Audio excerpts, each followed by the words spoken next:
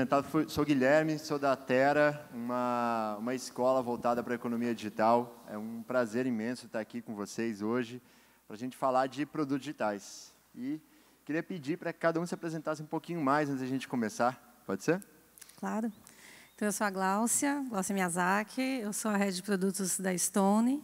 Stone é uma empresa de pagamentos, uma fintech de pagamentos, unicórnio desde o ano passado. Produtos de alta escala, né, de grande crescimento. E é um super prazer estar aqui, podendo dividir um pouquinho com vocês nesse painel. Bom dia, eu sou o Vinícius, eu sou fundador e head da Por Que Não. Da Por Que Não é uma empresa que nasceu em 2010 para construir produtos digitais, então a gente já falava disso nessa época, né, focada na concepção e desenvolvimento de produtos digitais, e que foi recentemente adquirida por um dos seus clientes para dar continuidade na construção de produtos. É isso, prazer estar aqui.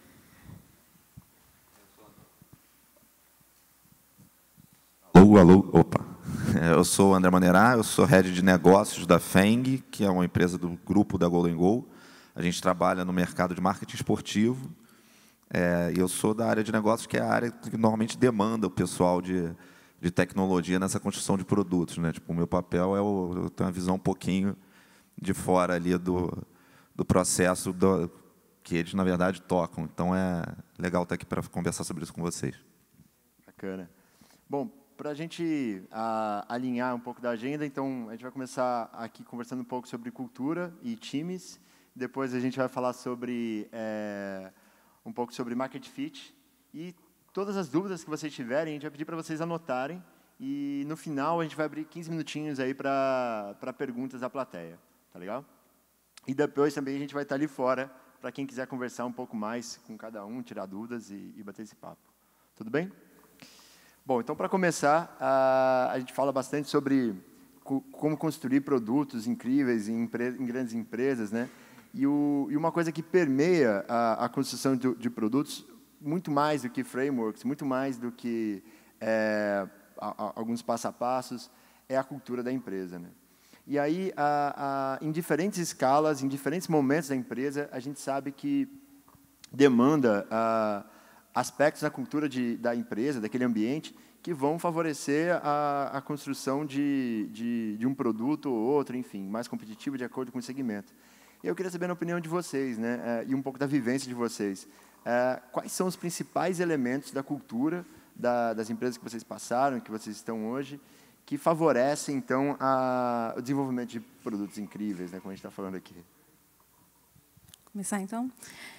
Eu acho a cultura fundamental na criação de produtos, né? Porque o produto, na verdade, é a materialização do que você está oferecendo de valor para o cliente. É isso que a gente chama de produto. Quando a gente fala que tem uma empresa que tem uma cultura de produto, seja ele digital ou não, na verdade, você tem uma empresa que está voltada a entregar valor, efetivamente, para o cliente. Então, quando você tem, seja ela uma startup ou uma empresa que tem valores muito fortes e muito claros, isso vai permeando toda a organização, em todas as áreas, e isso favorece, quando a cultura é, né, voltada para isso, centrada nesse cliente, a criação de produtos, então, em todos os lugares. Porque produto não é uma coisa de departamento. Essa é uma coisa bem importante para a gente colocar. Não é o departamento de produtos, o departamento de P&D ou de novos negócios que cria produto. É a companhia inteira. Porque está todo mundo, de alguma forma, em contato com aquele cliente. Então, todo mundo entende qual é a demanda daquele cliente e sabe a dor dele. Então, essa concepção de criação aberta e de que todo mundo é responsável pelo que você está entregando como experiência para o cliente é uma coisa super importante que tem a ver com a cultura. Então, o que eu vejo é que, eu trabalhei em várias empresas já de vários segmentos, quanto mais você tem isso claro para todo mundo, que todo mundo é responsável, mais fácil é você criar produtos incríveis e ter uma experiência diferenciada dentro do segmento. Bom, começando em 2010, a gente passou por diversos tipos de empresa, em diversos tipos de estágio, muito diferentes dos estágios que estão hoje, né? Assim, onde produtos digitais estão realmente fazendo muita diferença na vida das pessoas. E algumas questões foram, acho que, muito importantes para validar essa questão de produto como algo realmente estratégico para a empresa. Acho que uma das coisas que eu percebi que sempre garantia produtos de sucesso era a agenda do CEO. né, que a agenda dele tem que estar muito orientada a essa questão da inovação, né, tem que ter um sponsor super forte dentro da empresa. Outros pontos assim, que eu também sempre observei, em lugares que tinham bastante sucesso, tem uma questão de metodologia, né, eu acho que a empresa entender e valorizar a metodologia, não achar que aquilo ali é um monte de regras que estão no papel sem maior importância, que acho que a metodologia ajuda muito a gente a garantir e registrar, né, os nossos erros e acertos, para que a gente evite repetir os mesmos erros, que a gente entenda o que a gente acertou para poder repetir. Acho que esses pontos são importantes, tem outros pontos também que acho que a gente vai abordar aqui durante a discussão, mas esses dois eu acho que são pontos bastante importantes. Eu diria que produtos incríveis, para começar, como a Glaucia falou, a companhia inteira entrega o produto, né? Então, a primeira coisa é todo mundo conseguir fazer com que as pessoas deem um passo atrás e enxerguem além da própria mesa, além do que estão fazendo ali, né? O nosso objetivo, eu tive um chefe que ele falava isso, vocês não são cumpridores de tarefa. A gente está perseguindo um resultado, a gente está perseguindo a entrega que a gente quer dar para o cliente. Então, você tem que dar um passo atrás e entender, cara, eu estou fazendo isso aqui por quê? E ele está fazendo o quê? E, no final, isso vai gerar o quê para o cliente? Como é que isso cumpre a expectativa do cliente, a necessidade dele? Como é que essas coisas se encaixam? Então, acho que é essa cultura, e aí, a partir dessa visão de todo mundo entender que o que a gente está fazendo é construir um produto que alguém vai usar e que vai cumprir uma necessidade, cumprir uma expectativa de alguém, como é que todo mundo trabalha junto? Aí você tem que desmembrar na cultura da empresa. E a cultura como é que faz todo mundo trabalhar junto? Como é que as áreas se integram? Eu, olhando de fora, que eu sou da área de negócios, não sou da área de desenvolvimento, não sou... Como é que você faz essa área trabalhar junto com essa e junto com essa? Como é que os inputs da galera que está no atendimento vão influenciar a minha área de negócios e, na hora que a gente conversar com o desenvolvimento, ele vai falar, cara, mas de repente tem uma outra solução que é essa daqui. Como é que a gente trabalha todo mundo junto para, no final, entregar o que precisa ser entregue, que é o que vai cumprir a expectativa, cumprir a necessidade do cliente, de quem vai usar o produto. Então, acho que esse é uma visão um pouquinho mais geral. E, para a gente conseguir fazer isso, acho que tem uma questão muito importante, que é você conseguir conciliar o que é importante e o que é urgente. Porque, ao longo do trabalho, às vezes, a gente se pega muito fazendo, cara, eu preciso resolver isso aqui agora, aquilo acaba que é um entrave para fazer uma outra coisa que eu sei que é o que vai gerar o resultado na frente, que vai mudar um processo. A gente estava falando ali fora, por exemplo, sobre documentação. Cara, separar do teu tempo para documentar, quando você está com um prazo curto, quando você está com uma necessidade urgente, é difícil você fazer, mas é importante para caramba. Porque depois, isso vai evitar que você erre a mesma coisa mais na frente, vai facilitar a entrada de gente nova, vai facilitar escalar depois. Agora, você tem que entender que aquilo é importante. Como é que eu lido? Mas tem um prazo, eu tenho outro cliente, tem um cara ali, não sei o quê. Como é que você concilia o importante e o urgente? No meio dos incêndios do dia a dia de todo mundo, né? Como é que eu convenço a Glaucia de fazer o que eu estou precisando, que é importante para caramba, que vai mudar a minha vida aqui, quando ela tem um prazo para entregar, um cara está perturbando. É muito cultura, muito processo, e esse passo atrás de entender que está todo mundo indo para está todo mundo fazendo parte de um negócio maior. Pegando um gancho no que o André falou, eu acho também que eu vi empresas que tinham mais sucesso em produtos conseguiam separar bem times de operação de dia a dia de times que estavam realmente pensando no novo, porque é muito difícil você esperar que um único time consiga cumprir as duas questões, né? Pô, eu entrego o fim do mês ou eu estou pensando para daqui 2 anos, né? Então, acho que esse é um ponto super bem a separação colocado. faz muito sentido, assim, realmente é isso. Quando você está no incêndio da operação, é muito difícil você dar esse passo atrás, muito difícil. Isso aí trazendo para a experiência pessoal, assim, a gente trabalha com clubes de futebol. E a gente trabalha, o produto que a gente mais trabalha é sócio torcedor. O cara tem que entregar carteirinha para as pessoas, assim, isso é parte do produto. O cara que está lidando com entregar carteirinha e que tem sócios reclamando no ouvido dele, tem um conhecido do presidente que está reclamando, é muito difícil esse cara parar para olhar o indicador do negócio dele e falar, cara, o meu problema é entregar por carteirinha. Assim, eu entendi que você está desenvolvendo uma nova funcionalidade, mas a carteirinha não chegou, cara. Então, assim, para ele dar um passo atrás é muito difícil. Então, realmente, essa separação... Ao mesmo tempo, o cara do negócio tem que ouvir o cara da operação, né, na ponta. Você tem que ter um canal de algum jeito, mas você conseguir sair do incêndio faz muita diferença. Eu acho que isso é super importante. É uma estrutura que a gente chama de bimodal, né? A tecnologia que cuida da operação, do dia a dia, e a outra que está olhando as novas coisas. Tem quase dicotomia sobre isso, né? De falar, não, então eu faço parte da turma de novos, né? Então eu faço inovação e a turma está cuidando aqui da vida chata, ruim, né? A pessoal aqui está fazendo a coisa né, tocar o dia a dia aqui que ninguém quer, não é sexy, não é fancy. Não é isso. Então, assim, ter um time que faz de ponta a ponta exige uma maturidade de empresa que eu diria que pouquíssimas empresas alcançam. Então, estruturar a sua tecnologia, a sua forma de atuação como bimodal, dá mais eficiência e segurança para o negócio. Então, é importante, sim, é uma fase bem relevante de atuação. E o foco continua sendo a inovação conjunta. A única coisa é que tem gente ali que tem operação, porque já tem produto na rua, tem que garantir. E aí, o incêndio que acontece na rua não pode atrapalhar. Então, na Estônia, a gente fala muito que a gente é uma empresa de E. Então, não é ou, é E. Só que E não é já que. Tem que tomar esse cuidado. Então, priorizar, entender, colocar importância nas coisas é super relevante. E fazer o máximo que for possível, a máxima eficiência, também é muito importante. Mas a gente tem que garantir a operação do que é a vaca leiteira lá, né, bonitinho, para poder ter outros produtos aí na frente. Então, tem que cuidar, ser uma empresa de E, mas não de já que. E aí, no ponto que a Glaucia também colocou anteriormente, que eu acho super importante, né, da empresa entender que é responsabilidade de todos pensar produto, acho que a gente tem que lembrar o valor de ter um time heterogêneo. Né, que isso também, às vezes, é muito comum de você achar que o produto está sendo criado para você. Esse acho que é o primeiro grande erro, né, o produto é para pessoas. A gente tem que estar validando isso o tempo inteiro e se lembrando disso. E também ter pessoas dentro do seu time que têm espectros diferentes, que pensam de forma diferente, tanto para que ajude a informação percorrer a empresa, porque invariavelmente você vai mexer na gaveta de um monte de gente, quanto também para, de alguma forma, contribuir com uma visão específica e individual para aquele produto. A gente tem um caso complicado, né, de reconhecimento facial do próprio Google, no início, onde o produto não funcionava bem no reconhecimento facial de mulheres e de negros. Por quê? Provavelmente que foi um produto feito por engenheiros brancos. É muito provável. Né? Então, acho que é muito importante para o sucesso de produto a gente ter uma cultura bastante inclusiva. Né? A gente trazer pessoas com cabeças diferentes, com experiências diferentes, torna o produto muito mais completo.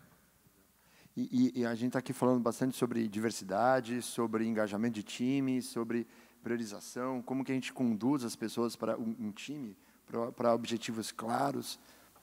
Comunicação e visão de produto faz parte do dia a dia. E é o que vai garantir, muitas vezes, o sucesso de entrega de um produto. Né? Como é que vocês fazem isso no dia a dia?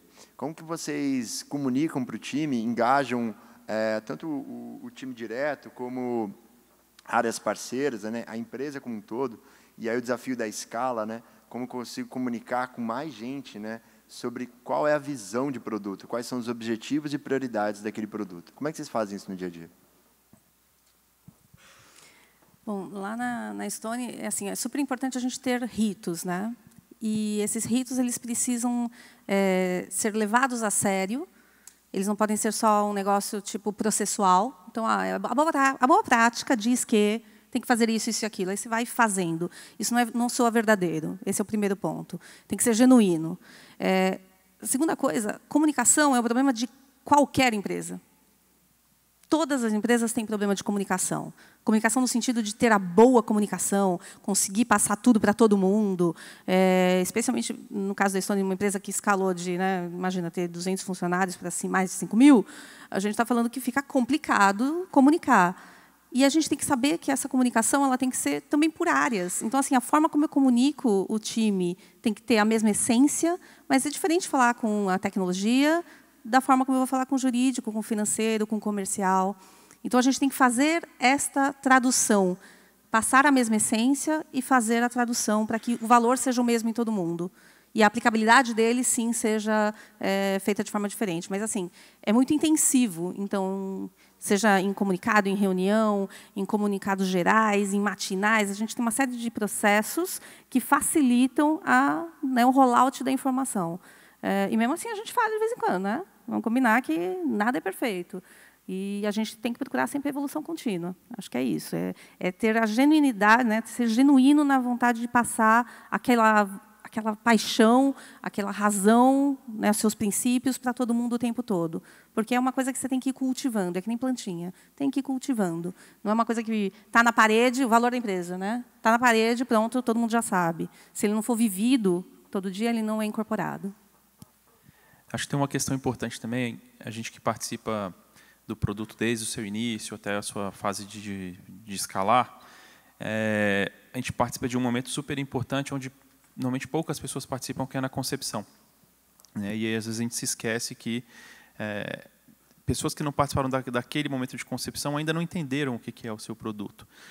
Então, acho que uma coisa super importante, voltando no ponto que eu falei, a gente invariavelmente vai mexer em uma série de áreas, com certeza a gente vai tumultuar essas áreas, a gente vai exigir que processos sejam mudados. Então, eu acho que é fundamental trazer essas pessoas que vão participar dessa área, e eu não estou falando só dos líderes, mas das pessoas que vão executar no dia a dia, para esse momento zero do produto. Por que a gente está fazendo o que a gente está fazendo? Qual é a visão? Qual que é a proposta de valor desse produto? Onde que a gente espera que ele vá chegar? Um dos últimos projetos que eu participei antes da venda da Por Que Não foi aqui no Rio, na Reserva. Eu fiquei 1 ano e meio aqui, o Rafa está ali, até que era meu braço direito e esquerdo, aí, tocando o desenvolvimento comigo. E, sem dúvida alguma, dos fatores de sucesso do produto foi a proximidade que a gente conquistou com o time do centro de distribuição. Porque, no fim do dia, a Reserva vende roupa. Só que a gente está mudando todo o processo de como a roupa chega até o consumidor. E se lá na ponta as pessoas não entendem por que você está fazendo esse novo formato, o que isso é relevante para a empresa, o projeto simplesmente não decola. Então, acho que existem muitos silos aí em áreas de produto, áreas de inovação, tipo, aqui é a galera de estratégia, a galera que pensa, deixa os que executam lá. Não, acho que assim, tem que ter essa junção, até porque a execução é a estratégia, no fim do dia, a tangibilização da estratégia. Então, é super importante essa questão da comunicação frequente, contínua, e eu brinco, em cada reunião dessa com uma nova área, voltar nesse ponto zero e vender o sonho. O cara tem que estar tão encantado por aquilo quanto você e entender o valor dele para a viabilização desse projeto. Acho que você falou um negócio que faz... A gente não pode dar como dado que todo mundo sabe o que é o produto, Tipo, qual é o propósito daquilo, o que aquilo significa no final. Então, assim, tem um trabalho que tem que ficar lembrando que, cara, talvez ele não saiba o que eu sei, Tipo, e isso é uma cultura da empresa. E, estou falando assim, parece meio óbvio até, é uma questão de processos. Quando a pessoa entra na equipe, você tem que fazer uma primeira imersão ali, ela tem que entender, vamos botar na mesma página, aí a gente vai em frente. Agora, como é que você faz isso? Como ela falou, é um desafio de toda empresa, Tipo assim, qual é o... As pessoas... Eu trabalhei antes na Globosat, uma empresa muito grande, depois fui trabalhar na Golden Goal, onde eu estou agora, depois eu fui para o Flamengo, que eu trabalhei dentro do mar, assim, contextos muito diferentes. Tem lugar em... Todos têm problema mesmo, todos. Assim, não tem um lugar em que eu não tive, que não tivesse uma reclamação de, pô, mas a empresa não se comunica, eu não sabia daquilo, eu não... Então, acho que é uma preocupação constante de ficar checando o tempo inteiro, vendo o que é e colocar todo mundo na página maior, aquilo que a gente estava falando da visão do produto antes. O cara não tem que estar informado só do que aparentemente é o que ele precisa, Porque aí você vira um cumpridor de tarefa, ele tem que entender o todo do negócio, para entender por que aquela tarefa dele existe. Nem que você pode até ser que o cara só aperte um parafuso ali, mas no final faz diferença ele saber por que ele está apertando o parafuso. Agora, como é que você faz isso? Aí tem N coisas. Assim, eu gosto muito de compartilhar resultados, mesmo com um cara que no final é um desenvolvedor, que não é o cara que efetivamente vai vender o negócio na ponta, ele entender que, cara, está melhorando, está piorando, por que está melhorando, por que está piorando, ele fala, pô, isso aqui que eu fiz fez uma diferença. Então, assim, você compartilhar, todo mundo entender quais são os indicadores do teu negócio, principais, o que faz diferença, como é que a gente sabe que aquilo ali está dando certo ou não. E o cara saber se está dando certo ou não, isso já faz uma diferença. Outras coisas que a gente tem feito na empresa é, de vez em quando, ter encontros internos em que alguém vai compartilhar a sua área com o outro. Tipo assim, bota numa sala e eu vou te explicar o que eu faço. E por que não sei o quê. Eu vou explicar uma frente nova que a empresa está abrindo. Assim, olha, agora a gente está fazendo isso daqui com esse cliente, vamos não sei o quê. Todo mundo, pô, eu não sabia. Aí o cara que está numa areazinha lá na ponta começa a pensar, pô, mas de repente eu podia fazer isso aqui que eu estou fazendo, nesse novo negócio, ele vai se encaixar assim. Você já começa a se... Mas é um trabalho em que se constrói processos, eu acho, assim, tem coisa, pô, isso aqui está dando certo, então vamos fazer todo mês. Mas tem que estar o tempo inteiro pensando e na insegurança de pode ser que as pessoas não saibam.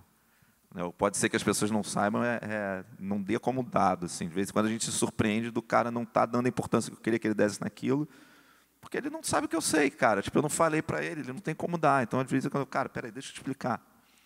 Vamos lá, gente, junta aqui todo mundo agora. Acho que vocês não...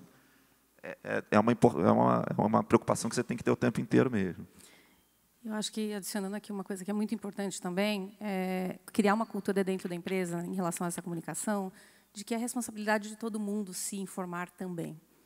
Então, fica muito cômodo quando a gente joga na empresa, né? Como se fosse uma entidade, ela é responsável por passar a informação. Se ela não disse, então eu não sei, portanto, a culpa é dela. A gente tem que se autorresponsabilizar também dentro das companhias, né? Como funcionário, como participante, como colaborador.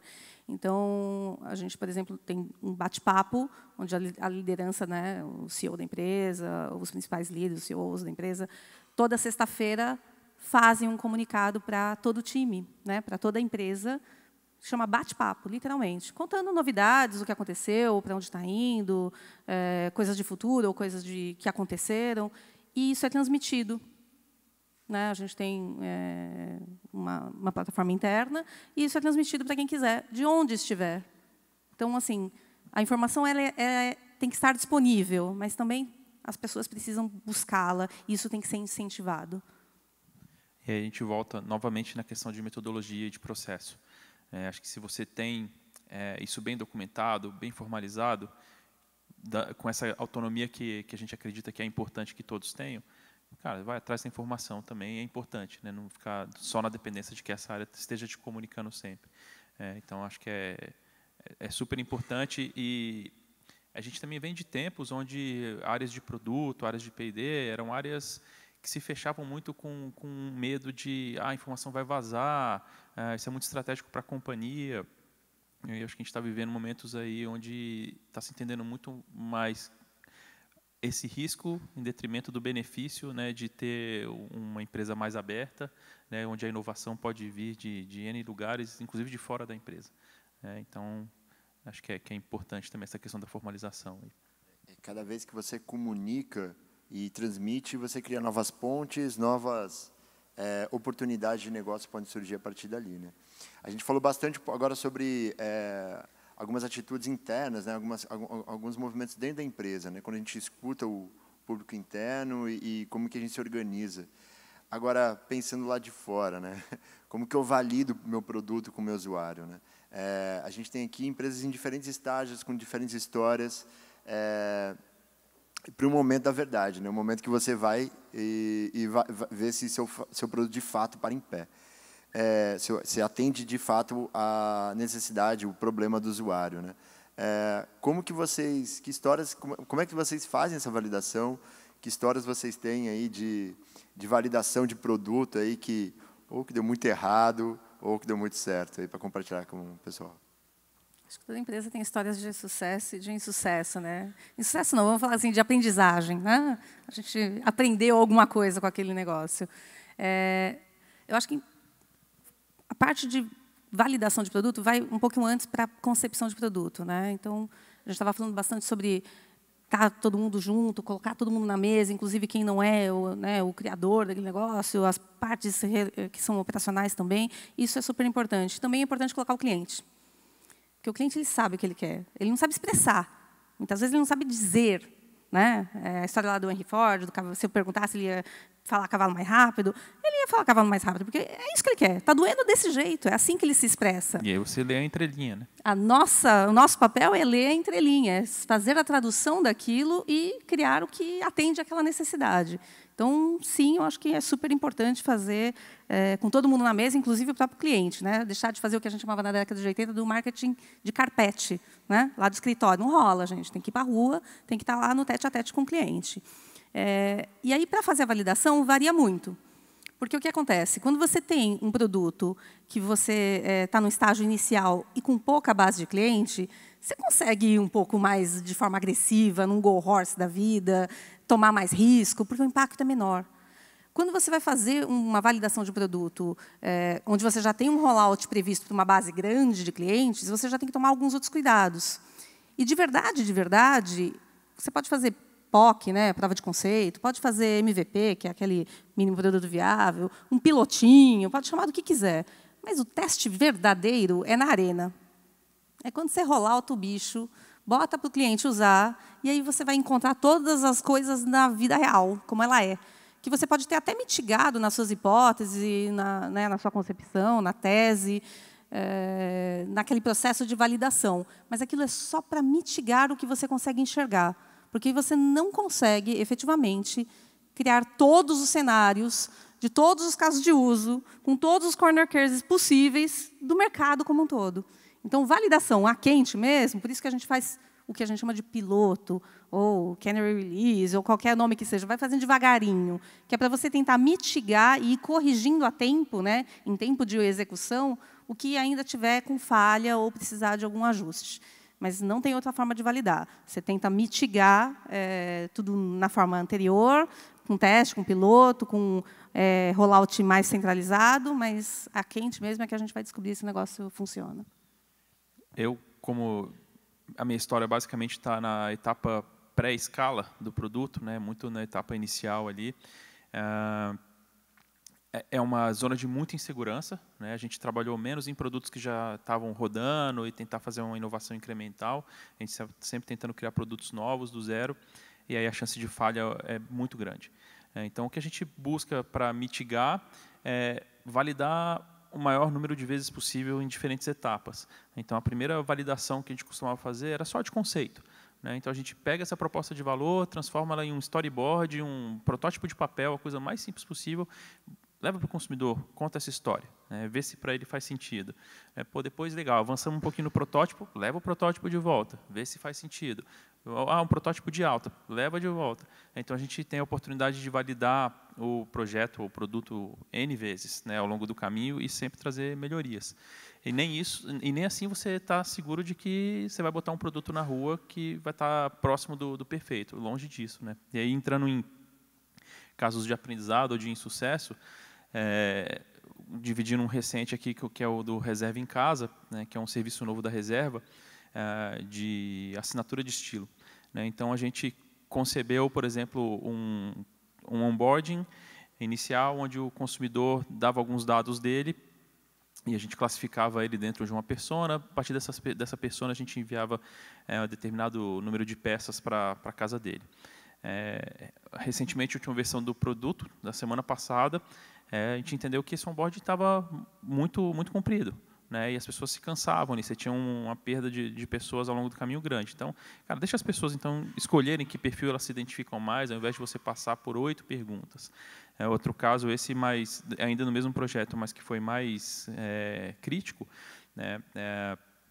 esse é um projeto que basicamente trabalha com... Basicamente não, 100% dos casos você vai trabalhar com logística reversa, o que não é uma zona comum para a empresa, é mais uma exceção, no nosso caso é uma regra. Então a gente tinha que pensar qual é a embalagem que vai e volta, porque a embalagem do e-commerce é uma embalagem de papelão, ela vai uma vez só e no máximo já volta meio capenga. E a gente prototipou uma embalagem toda diferentosa, industrial, grandona, tal, imaginando que fosse funcionar. A embalagem funciona, porque quem não funcionou foi o operador logístico, que não tinha a expertise de fazer logística reversa. E a gente, quando foi então repensar, a gente descobriu que a forma mais eficiente de fazer a logística reversa, do ponto de vista de parceiro, era com um bike. Só que a embalagem que a gente tinha criado era monstruosa. A bike nunca ia conseguir carregar aquela embalagem. Então, a gente repensou a embalagem e hoje trabalha com uma malinha colapsável, é boa também para estocar. Então, carrega até uns 5, 6 quilos, o que o cara na bike consegue. E foram aprendizados que a gente teve no dia a dia, no caminho. Enfim, o que eu acho que é super importante é manter sempre a humildade, o pé no chão e os ouvidos abertos. Como ela falou, acho que o produto, a validação final é quando você vai para a arena, é quando você joga, quando você vai descobrir o que acontece com o que você imaginou quando todo mundo começa a usar. Porque quando todas essas etapas de pré-validação, você faz pesquisa, você faz o teste, você bota não sei o quê, várias dessas etapas, pelo desenho, as pessoas respondem a perguntas que você imaginou. É diferente de eu jogar, faz aí o que você quiser com aquilo. Quando você começa a testar a hipótese, você tem as suas hipóteses, e aí o que a gente está pensando? Você está apaixonado pela sua própria ideia. Eu imaginei que a solução é essa. Necessidade da pessoa é a necessidade da pessoa. Então, na hora que você joga, no final, é que efetivamente a pessoa vai fazer o que ela quiser com aquilo ali. E não o que eu estou pedindo para ela fazer. Vê aí se funciona desse jeito. Faz isso, faz aquilo, vê se funciona. A pessoa não necessariamente vai fazer isso, fazer aquilo, quando não tiver eu dizendo para ela fazer ali do lado. Então, realmente, como é que você tem que entender qual é o objetivo final daquilo, né? O que é o esperado. Assim, eu pretendo que aquilo ali cumpra esta necessidade. E aí você bota, no que foi para o público final, você bota os indicadores no meio do caminho para você, cara, as pessoas estão chegando ali? Estão, tá, beleza. E elas estão fazendo por esse caminho mesmo que eu esperava? Estão. Beleza. Não estão. No meio do caminho está todo mundo. Eles acharam um outro, né? Pô, eu devia ter explorado esse negócio aqui, né? Tipo, eu achava que todo mundo ia fazer, ia entrar por esse lugar, ia clicar nesse link, ia fazer não sei o quê, pegando um exemplo de um produto digital. E, na verdade, elas estão caindo por outro lugar. Uma outra palavra de busca está caindo numa landing page que eu achava que não ia ser tão importante assim. Você vai ajustando, você coloca indicadores, vai medindo o que está acontecendo e vai preparado para poder mudar tudo. Né? O teu produto você está colocando, como você falou, cara, eu imaginei uma caixa que ia funcionar assim assado. Esse já é um caso dele de produto super físico. Né? A gente está falando muito de digital, esse é um super físico, mas no final, prepare-se para mudar. Né? Pode ser que na hora que você jogue, você vai descobrir uma outra coisa. E, gente, precisa mudar a cor, precisa mudar o tamanho da caixa, precisa não sei o que lá. Então, você tem que estar preparado para mudar. Não se apaixona pela sua... A gente estava falando antes da saída, a Glaucia que falou até, apaixone-se pelo problema, não pela solução que você imaginou. Vamos ver o que né, tem que estar ouvindo as pessoas. Um caso curioso que eu tenho faz bastante tempo, né? Quando a gente estava começando, eu trabalhei no Pão de Açúcar, na área de delivery, quando eu estava começando ainda, né, criando essa área. A gente fazia ainda por CD, tá? Faz tempo, bastante tempo. E eu lembro que uma das coisas que a gente fazia, na hora de fazer a composição do catálogo, era falar, bom, vamos colocar macarrão, daqueles massa fresca, em massas. Né? Massas, macarrão. Seco e fresco. Né? Fresco é aquele geladinho, tá? Que dura menos, que não vem na caixinha lá, que não é o seco. Beleza. E aí, quando a gente foi colocar isso na rua, a gente descobriu que o cliente procurava em gelados. Porque ele, no dia a dia dele no mercado, ia onde buscar massa fresca? Na geladeira. Certo? Então, não estava em massas na prateleira, estava na geladeira. E aí, naquela época, então, a gente, né, descobrindo isso tudo, colocou no lado certo, na parte online, onde ele se encontrava melhor. Obviamente, as coisas vão evoluindo. Hoje, você já tem em todos os lugares. Fica mais fácil, né? Porque massas acha em qualquer lugar, nas secas, na geladeira e tudo mais. Mas esse é o tipo de coisa que a gente precisa ter atenção, olhar pelo olhar do cliente. E eu acho que um mantra hoje, se eu pudesse colocar na empresa, que é o principal fator de erro de lançamento de produto e validação do produto, é assim: área de negócio, clientes, demandantes, não relatarás POC, por favor. Porque a gente tem isso, né? A gente cria um negócio que é mais ou menos, vai fazer a validação do conceito, cria até um negocinho que tem um sisteminha por trás, meia bomba, alguma coisa assim, e a demanda e a ansiedade é tão grande para colocar aquilo que você, às vezes, não suporta a pressão. Você não resiste a essa pressão. E aí, quando você põe na rua, só dá ruim, gente, porque POC não foi feito para rolar, certo? Então, né, esse é um dos principais itens que eu acho que acabam gerando problema na hora de lançamento de produtos. A gente vai abrir daqui a pouquinho para perguntas, mas até queria aproveitar um último ponto. O Vini falou um pouco de ir para a rua e validar com o usuário e validar uma POC. Com qual frequência vocês acham que quem está liderando ali o produto, né, o PM, tem que ir para a rua, tem que falar com o usuário? Como que mantém ali a gente falou um pouco sobre estar próximo do time de Customer Success. Qual frequência e quais caminhos? Vocês acham que o PM tem que estar na rua, tem que acompanhar a pesquisa? Eu não acho que tem uma receita única. Acho que depende muito do estágio do produto. Quanto mais jovem, acho que mais importante você estar próximo do seu consumidor. E aí, quando eu penso nisso, eu também acho que tem várias diferentes formas de você estar na rua, né? Pode muitas vezes estar de uma forma bastante estruturada com uma pesquisa e outras vezes você pode estar operando no saque do negócio, né? Então, no caso do Reserva em Casa que a gente estava falando, quem fazia o atendimento éramos eu e o Rafael. Então, a gente está direto com o consumidor, ouvindo ali, aí aprendendo e a partir dali tendo insights e melhorando. O primeiro desenvolvedor da Por Que Não foi o primeiro engenheiro do Nubank. E o Claudinho, outro amigo aqui, estava lembrando também, quando eu insisti para ele pegar o cartão do Nubank, porque era legal, quem fazia o saque também, quem se revezavam, eram os funcionários ali daquele primeiro grupo de 20, 30 pessoas. Então, acho que você tem que estar o máximo de tempo possível próximo do seu consumidor. Agora, estar por estar também acho que não tem muito valor, né? Tem que entender por que respostas eu espero ter. E aí você tentar, a partir desse seu objetivo, validar as hipóteses que você tem. Mas acho que é super importante estar sempre próximo do consumidor, porque, de novo, o produto é para eles, não é para a gente. Esse é um trabalho de inteligência que a gente tem sempre que estar. Você falou, por que eu estou perto do consumidor, faz muito sentido, né? Tipo, quando você... Nada tem que ser só por curiosidade, né? Tipo, você faz as coisas...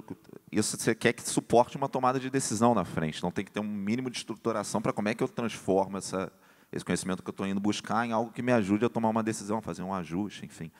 Mas é bem isso. Eu acho difícil uma fórmula de bolo, até porque cada produto é um produto, cada público é um público, cada escala é uma escala. Mas é bem isso. Tem maneiras de fazer que são pesquisa e tem maneiras que, como você falou, de atendimento. Agora, a gente lá tem um produto em que eu vendo cadeiras do estádio do Palmeiras, né? As pessoas compram a cadeira para ir a todos os jogos do Palmeiras. E um dos jeitos da gente estar vendo por que eu tenho alguém da minha equipe que está falando por WhatsApp por gente que chegou lá e não comprou a cadeira, e ele vai lá e fala, e a gente vê depois os prints das conversas para entender. Vai ser 5 pessoas por dia, de vez em quando, e a gente olha e entende. Aí a gente começou a descobrir que, cara, esse setor aqui que a gente vendia, começou a vender, tem cadeira para caramba para vender ainda. Mas elas estão numa posição, tem muita gente reclamando que não tem na posição que ele mais vai. Puta, então é isso, acabou essas. Agora o ciclo do produto vai mudar mesmo. Vou ter que mexer, porque essa cadeira aqui vale menos do que aquela. O outro está dizendo, não, para os meus amigos, todas as cadeiras em volta dos meus amigos estão ocupadas. Eu tenho um problema, o cara tem que sentar do lado de alguém. Como é que eu faço para poder mudar de lugar? Vou ter que fazer uma feature no produto em que, se o teu amigo está na cadeira tal, você fala com ele, os dois mudam e não sei o quê. Mas como é que você descobriu isso? Cara, qual é a pesquisa que eu ia fazer em que o cara ia chegar nesse... Você lendo 5 WhatsApps por dia, a gente bate o olho ali. Agora, isso funciona nessa escala, para esse produto. Eu vou fazer isso com a Coca-Cola? Entendeu? Não dá para fazer, é outra realidade. Então, realmente, é só um mindset de como é que a gente busca isso, como é que você transforma o conhecimento em tomada de decisão depois. E tem a coisa da gente achar na teoria uma coisa e na prática ser outra, né? Então, vou falar um pouquinho da Estônia. A gente tem a distribuição que a gente divulga para todo mundo, que é hiperlocal. Ou seja, porta a porta, certo? É muito diferente eu criar um produto e pensar numa solução e falar assim, não, o meu comercial vai lá para atender o cliente, ele vai, né, tá na tete a tete com o cliente. Ok, o que isso significa na prática? A gente chama de rota. Vai para a rota. Bota a mochilinha nas costas, vai andar 20 quilômetros no dia, lá em Madureira. Beleza, agora você sabe que é uma rota. Agora você viu, efetivamente, o que significa aquele seu agente, né, o seu comercial, vendendo aquele produto que você concebeu lindamente. Então, assim, é super importante estar perto. Eu acho que também não tem regra de bolo, concordo super, varia de empresa para empresa, de realidade para realidade, mas o fato é, a gente precisa estar próximo, porque a gente não tem como prever todos os cenários possíveis. Esse é o ponto. E aí acho legal também a empresa procurar ter um grupo de consumidores sempre próximo. Normalmente, um grupo que seja bastante fã daquele negócio, porque eles podem ser uma fonte super rica de informação contínua. É o que a gente chama dos alpha, do beta testers, né? Então, até porque isso também você evita que, no caso de alguma cagada, você não manche a imagem da empresa inteira. Então, são pessoas que vão ser muito mais tolerantes ao seu erro, muito mais felizes, sabendo que elas estão participando da construção do produto com você. E sincera, né? E sinceras, que exatamente. Ela fala. Então, isso eu acho que é sempre legal ter, né? Um grupo próximo que você possa se relacionar com frequência para colher essas informações. O pior cenário é o cliente que não fala. Ele vai embora. Já era. Sem chance. Boa. Agora a gente passa um pouquinho do tempo aqui, mas para abrir para perguntas, então a gente tem 11 minutinhos aí para perguntas. Alguém? Bom dia. A Gláucia comentou sobre a metodologia bimodal, que seria uma equipe desenvolvendo e outra equipe mantendo. E eu queria saber se você tem alguma experiência em relação a essa transição, porque eu passei por um caso recente no trabalho, onde essa transição foi bem tumultuada. Foi uma equipe desenvolvendo um produto, a gente estava tentando fazer essa passagem por um tempo, mas por questão de prioridade, a equipe que estava recebendo não tinha muito calendário para receber, e aí na semana foi aquela confusão de o que funciona, onde que esse código vai para onde, E se você tem alguma experiência realmente de como que funcionou e alguma dica para dar, para passar da melhor forma possível, em relação até a coisas práticas de documentação, de comunicação ou de algum ritual. A única certeza que a gente tem é não vai ser fácil. Não vai. A Estônia acabou de fazer. A gente tinha uma squad diferente, né? A gente estava organizado por tribos e squads diferentes, onde a gente fazia ponta a ponta e capotava. Porque você briga em prioridade. E como é que foi feita a mudança? Mudando. Literalmente. Divide, passa o escopo para lá e para cá, está aqui a documentação, vai embora. É assim, é com dor. E aí, a partir dali, é por isso que é importante a cultura da empresa, você se ressignifica, se respira, né, e segue. Porque o importante é o objetivo final. Então, assim, não tem receita de bolo, não. Nunca vai ser fácil. Sempre vai ter quem compra a ideia de cara e aqueles que vão reclamar para um caramba. Certo?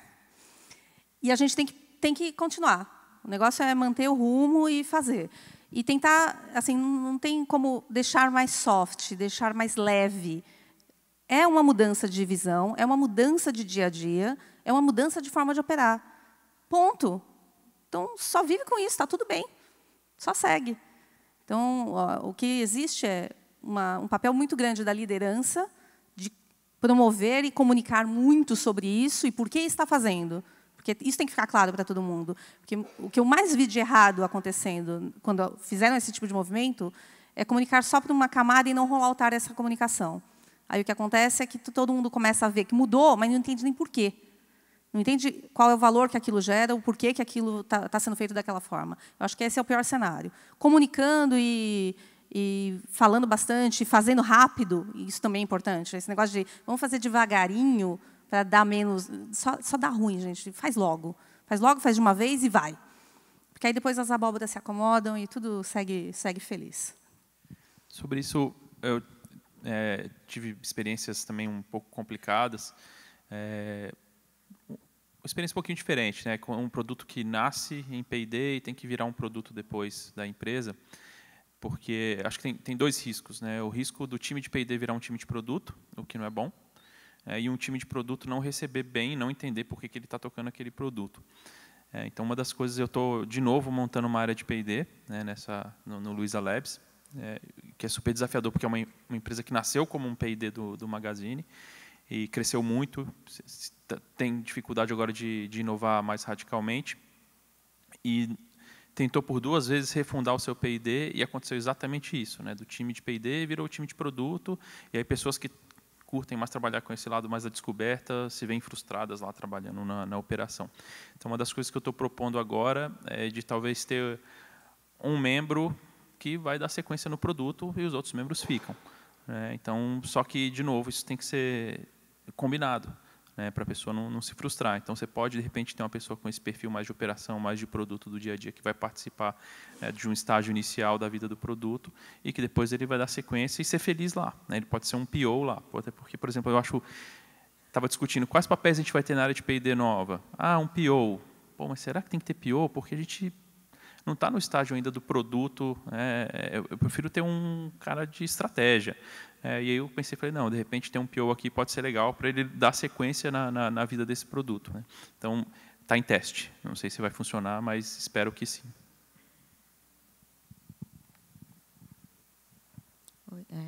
Boa tarde já. Eu queria, na verdade, saber de vocês quais dicas vocês dão para uma empresa que está começando uma transformação digital, que não é uma empresa que o core é digital. O digital ele acaba sendo um apoio, ele está começando ainda nesse mercado, de justamente trazer a visão do usuário e tirar um pouco a visão do hype, né? Que a empresa o produto centrado na empresa em vez de centrado no usuário. O que vocês dão de dica para quem está embaixo e está querendo, né, trazer essa mudança de mindset, de ouvir o usuário, ver o valor que o usuário quer no produto e não o que a diretoria quer no produto, né? A gente lá, a FENG, que é a empresa que eu trabalho, inclusive, ela é um spin-off da Golden Goal. E não tinha área de desenvolvimento lá dentro, não tinha... É mais ou menos essa situação aí. Eu estava até contando essa história que a gente lá dentro, o dress code na Golden Goal era super social, assim, calça social, sapato, camisa para dentro, as mulheres todas arrumadas. E aí, daqui a pouco, começou a aparecer lá um pessoal. Agora temos uma área de digital e de desenvolvimento, começou a aparecer um pessoal de camiseta lá, porque ele praticava, a gente contratar gente de digital e se vestir daquele jeito. Aí o resto da empresa começou a olhar, vem cá, o que esse cara pode usar a camiseta, eu tenho que estar aqui. Então, assim, tem umas coisas que são de cultura, que é difícil mesmo. Assim, né? Tipo, agora, se vocês estão fazendo essa transformação, é porque alguém em cima acha que tem que fazer. Né? Tipo, a liderança da empresa chegou à conclusão de que isso é importante. Esse é um começo. Ele vai descobrir, ele estava falando isso também, ele vai descobrir o mundo, vai começar a usar palavras. Vai começar a ter um... Né? Tipo, estou me sentindo muito moderno aqui porque eu estou fazendo isso. Não tem nada de fácil. E eu acho que é uma coisa que o mundo tem que fazer. Né? Teve que fazer, assim, em algum momento. As empresas todas tiveram que passar. Apareceram empresas já num cenário novo, mas todas as outras empresas que existiam antes não eram assim, e com o tempo passaram a ser. Então, eu acho que tem uma coisa de oxigenação, que é trazer gente que já tem a cultura. Né? Em algum momento, a liderança vai ter que confiar em alguém e começar a disseminar processos, a disseminar, é trazer gente que já tem experiência, tenha estado lá fora, viveu o mundo, abre, ouve gente, e começar a estabelecer processos. Aí vai ter gente que vai ser, de repente, a função do cara vai ser evangelizar o resto da empresa. Você vai ter que trazer alguém para isso, e o resto da empresa vai entender como é que ela se encaixa. De repente, parte da empresa, cara, não, teu trabalho vai continuar sendo o que era mesmo, tipo, teu realmente não precisa mudar, mas agora a empresa faz isso daqui, esse cara virou importante. Aí parece o cara falando coisas diferentes, gente que está antes vai estranhar, vai ficar, pô, gera uma insegurança. Né? Gente que está acostumada a fazer o que sempre fez, vai ter insegurança. Então, acho que não existe processo sem dor, mas é muito isso, é se abrir, trazer gente de fora, gente que viveu, se abrir para experiências e começar a estabelecer processos e ver como é que eles se encaixam também na cultura, no produto da companhia. Né? E em termos de disseminação do negócio, né, dessa coisa do mundo digital, a transformação digital, é bem importante ter um sponsor bem forte. Então, ter alguém na liderança que fique realmente exposto a tudo isso, então começa a vir em eventos e ter contato com pessoas e falar e ver coisas, aí ele, que tem um papel importante dentro da organização, começa também a questionar e a permitir que a coisa aconteça. Quando você não tem isso, a parte da liderança, diretoria, seja o que for, ela se fecha no que ela concebe como está funcionando, né? Então, é o que eu tenho hoje. E fala assim, não, pode fazer como se fosse uma iniciativa apartada, não funciona. Então, é muito importante que alguém tenha um sponsor forte na liderança, que realmente esteja de coração aberto e queira mergulhar nisso. Porque aí, por mais que comece num ponto, ele vai ser o catalisador daquela mudança. Eu diria uma outra coisa, desculpa, que é você conseguir mostrar que aquilo faz diferença para o negócio. Né? Porque também tem se o cara tem que ter um sponsor, como eu falei antes, se vocês estão tendo esse movimento, é porque alguém lá em cima achou que valia a pena postar. Mas não pode ser fazer por fazer, porque está na moda, porque tem palavras bonitas. Assim, em algum momento, alguém tem que conseguir mostrar que faz diferença para o teu negócio. Né? Aquilo que você fazia sempre desse jeito, olha, agora eu estou fazendo isso, e olha como é que mexeu. Olha o ponteirinho mudando aqui. Então, se você conseguir encontrar um caminho, onde é que é o primeiro lugar onde eu consigo fazer o ponteiro mexer? Atua naquele lugar, no que o cara vê o ponteiro mexendo e fala, pô, tem alguma coisa aqui. O que eu já fiz de forma bem prática e simples é criar uma espécie de comitê, onde essas pessoas que talvez tenham um pouco mais de resistência possam participar também, não sejam as únicas, e elas possam participar, então, desde esse momento inicial de concepção do produto, e onde a gente, posteriormente, possa também estar envolvendo-as no andar da carruagem mesmo, né? Compartilhando, então, um pouco daqueles projetos lá que a gente participou junto, do início, o que está acontecendo, em que estágio que a gente está, compartilhando também, acho que não faltam cases, né, de sucesso de outras empresas que estão fazendo o mesmo movimento. Então, acho que é uma cultura de compartilhamento de informação. Né? Mas é difícil mesmo, eles têm que querer, tem que ter esse sponsor maior, mas acho que um único sponsor também não funciona. Então, tenta trazer eles para perto desde o início do projeto. Entra também, né, existe um sponsor no C-level ali, mas tem uma média gerência também que é super resistente, né? E aí, muitas vezes, acaba sabotando alguns projetos. Né? Então, na verdade, essa combinação, né, de top-down com bottom-up, né? E escapar da pessoa mais bem paga da sala, né, que você estava falando dos IPOs, né? Dados. Né? Se você não se basear em dados sempre, vai ficar cada vez mais difícil. Ainda mais quando a gente vai falar de coisas um pouco mais sutis ali, né? Desde cor do botão, a call to action ali da ação que você vai fazer e tal. E aí, qual que vai ser, né? O porquê de uma tomada de decisão. Achar em conversão, em vendas, talvez seja algo mais tangível. Agora, disseminar essa cultura também para outras áreas, para UX, para, enfim, todo mundo tá atento a que números e a que dados que a gente está olhando, é isso que ajuda vocês a escolher se compra uma briga da mudança ou se parte para outro lugar que vai me agregar mais. Olá, boa noite. Bom dia, né? A gente está cedo. Eu também sou head de produto e eu queria saber que empresas que vocês estão olhando como referência. Ontem a gente falou muito das Apos, porque ela é muito centrada no cliente. Eu queria saber quais outras empresas, além das Apos, que é um caso super conhecido, vocês estão olhando e estão aprendendo com ela para trazer melhorias para os processos de vocês. Eu acho que a gente tem que se inspirar em várias, mas entender que a nossa é única. Eu gosto muito do conceito que chama Wordley Map, depois vale a pena dar uma olhada, que, em resumo, ele faz o seguinte, ele fala, ótimo que você está na batalha, mas a tua guerra, quando você se move, a turma também já se moveu. Então, aquela realidade que você tira uma foto, ela só serve para te inspirar, porque ela não pode ser um recorta-cola e funcionar aqui do mesmo jeito. Então, eu acho que tem empresas que a gente tem que se inspirar. Então, Zappos em termos de atendimento ao cliente, a própria Disney em termos de cultura de chaves, que eles chamam, né, de excelência e de comunicação, principalmente, mais até do que encantamento, porque ela é um processo danado. Então, na verdade, essa parte da cultura e dos valores muito fortes e muito claros para todo mundo é que faz a operação funcionar. Eu acho que tem grandes exemplos. O próprio Magazine Luiza está fazendo um grande trabalho agora, nesse processo de digitalização do todo, de um mercado que era completamente, né, fixo, né, e a gente chamava até de empresas tradicionais e as empresas digitais. Então, ele está fazendo uma excelente passagem nesse sentido. Eu acho que a gente tem que olhar várias empresas. Não tem uma outra que seja, nossa, essa aqui é a nossa referência de segmento ou de prática. Se inspire em todas, pega o que faz sentido e vê se cabe no teu quadrado. Eu acho que isso, e acho que é legal também ter algumas que inspiram. Eu olho bastante, tenho olhado bastante para Alibaba, JD,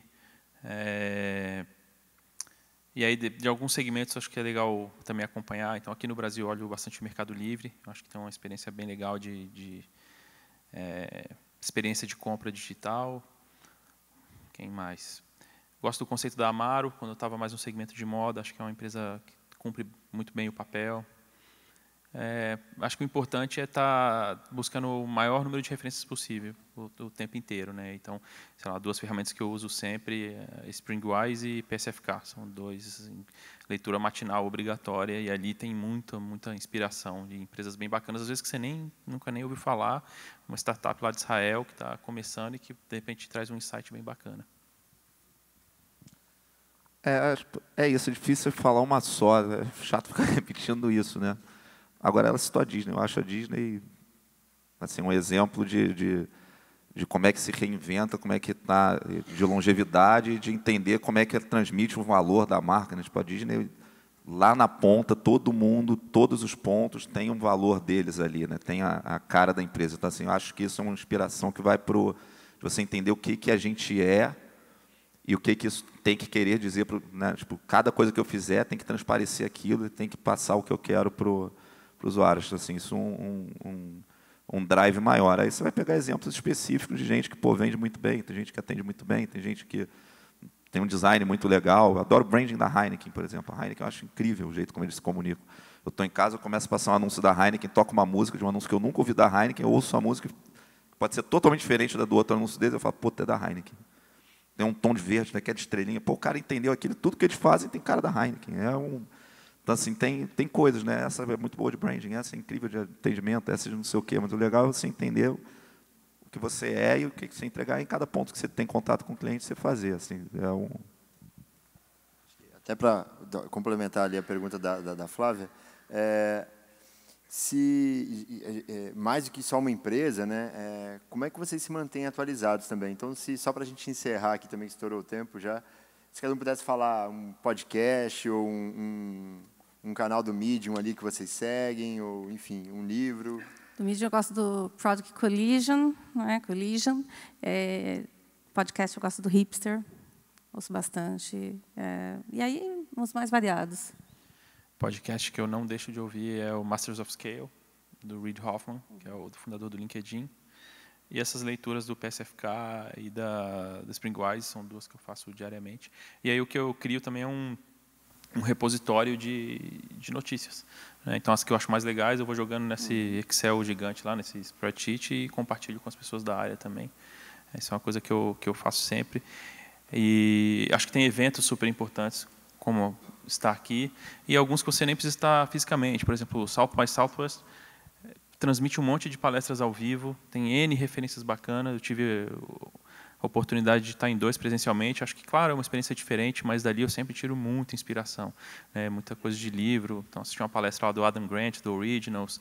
Assisti esse ano do Saf Bakal, que era uma pessoa do time do Obama, lá de Ciência e Desenvolvimento. Tem um livro fantástico que chama Loonshots. Está sendo quase minha base desse ano. Assim, tenho olhado muito para aquele livro ali, que fala muito sobre P&D e como as empresas se perdem no movimento de crescer. É difícil. O problema é isso, né? Você tem tanta coisa para olhar, que também tem que ter um pouquinho de foco, senão a gente fica maluco, né? Informação chegando o tempo inteiro, né? Se deixar, você passa o dia, a gente tem que trabalhar um pouquinho também. Cara, acompanhar o que rola em evento, como você falou, né? Tanto evento que transmite coisa que é legal você ver. E, sendo sincero, meu feed, assim, é gente de feed do LinkedIn, você escolhe pessoas de perfil e o cara vai trazendo. Assim, acaba que você precisa de curadores nessa vida, né? É muita coisa para escolher. Eu, ainda por cima, tenho um viés que eu estou inserido no mercado de marketing esportivo e eu acabo que eu sigo para coisas que são específicas ali, né? Então, eu aprendo com gente de NBA. Eu estava lendo a entrevista agora do cara do Liverpool, o CEO do Liverpool, que foi da EA, foi da Sega, foi de Nintendo, foi de não sei o quê, agora é CEO de um clube de futebol. Porra, você lembra, um negócio super interessante, assim, como é que você entende o teu negócio inserido em um cenário maior, enfim. Mas eu acho isso é encontrar seus curadores, mais do que veículos e tal, porque todo veículo também tem muita coisa legal e muita coisa que não... Quem é que filtra, né? E eu acho que bem legal é criar um canal de compartilhamento. Então, assim, eu com o meu time, a gente usa Slack, eu tenho uma capacidade de ver X coisas, mas cada um tem essa mesma capacidade. Então, se todo mundo posta e divulga, fatalmente você amplia o seu, né, ponto de contato com outras informações. Então, essa troca de informações, que cada um vê um pedacinho, não é todo mundo que vê o mesmo canal, o mesmo podcast, vai no mesmo evento, ajuda também a você ter um mapa melhor do mercado, do segmento, do assunto, de qualquer coisa que você queira acompanhar. Então, estimular a troca de informação entre as pessoas é muito importante. Pessoal, muito obrigado pelo bate-papo. A gente já estourou o tempo, aí já tem uns minutinhos, então agradeço e encerro agora. E quem quiser continuar a conversa, a gente vai estar aqui atrás também, atrás do palco aqui, para quem quiser bater mais um papo, tirar algumas dúvidas que não conseguiram aqui. E acho que está todo mundo também disponível no LinkedIn também, para quem quiser conversar enfim, tirar outras dúvidas. Obrigado vocês pela presença, obrigado por optarem estar aqui 1 hora com a gente e até a próxima. Obrigado.